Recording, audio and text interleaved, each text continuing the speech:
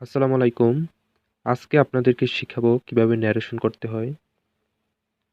Narration করতে হলে আপনাদের যে ৩ টি জিনিস অবশ্যই শিখতে হবে তা হচ্ছে টেন্সের পরিবর্তন, পার্সনের পরিবর্তন এবং ওয়ার্ডের পরিবর্তন। ওয়ার্ডের পরিবর্তনটি হলো নৈকট্যসূচক শব্দকে যে পরিবর্তনটা করতে হয়। তো আজকের এই ভিডিওতে আমি দেখাবো কিভাবে ন্যারেশনের টেন্সের পরিবর্তন করতে হয়। ন্যারেশনের টেন্সের পরিবর্তন। তো দেখেন যদি V1 দেওয়া থাকে তাহলে সে টেন্সের V2 করতে হবে।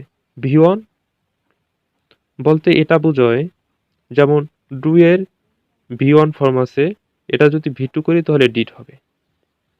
তো অ্যামিজার যেখানে থাকবে সেখানে বসবে ওয়াজ ওয়্যার।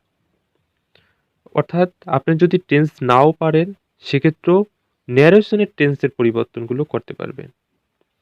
অনুরূপভাবে ওয়াজ ওয়্যার থাকলে হ্যাড বিন বসবে, হ্যাভ হ্যাজ থাকলে হ্যাড বসবে, V2 ভি V2 থাকলে হ্যাড প্লাস V3 বসবে।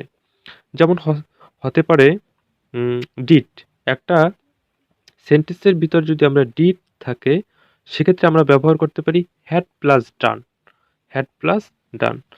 ও অনুরূপভাবে শ্যাল থাকলে শুড, উইল থাকলে উড।